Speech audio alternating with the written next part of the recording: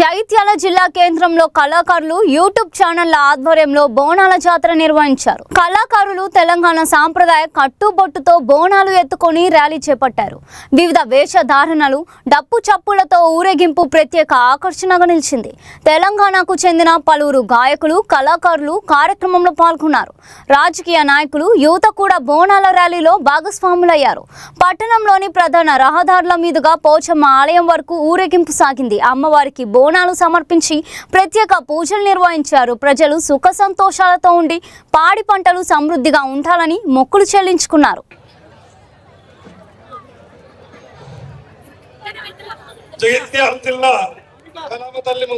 తొందరగా వెళ్ళాలి. మనకు సాయంత్రం కూడా సాంస్కృతిక కార్యక్రమాలు ఉన్నాయి కాబట్టి బోనాలు రెడీ చేసుకొని త్వరగా వెళ్ళాల్సి ఉంది. గీత, బోనాలన్నీ రెడీ అయినాయా?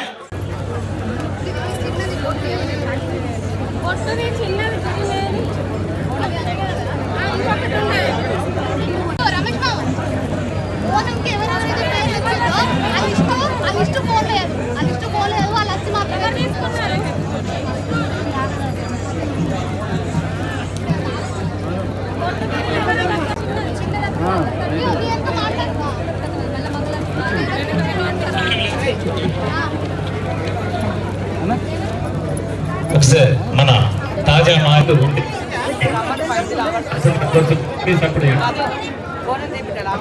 బోనాలు తీసుకో ప్రకారం ఎవరు బోనాలు వాళ్ళు చేసుకోవాలి.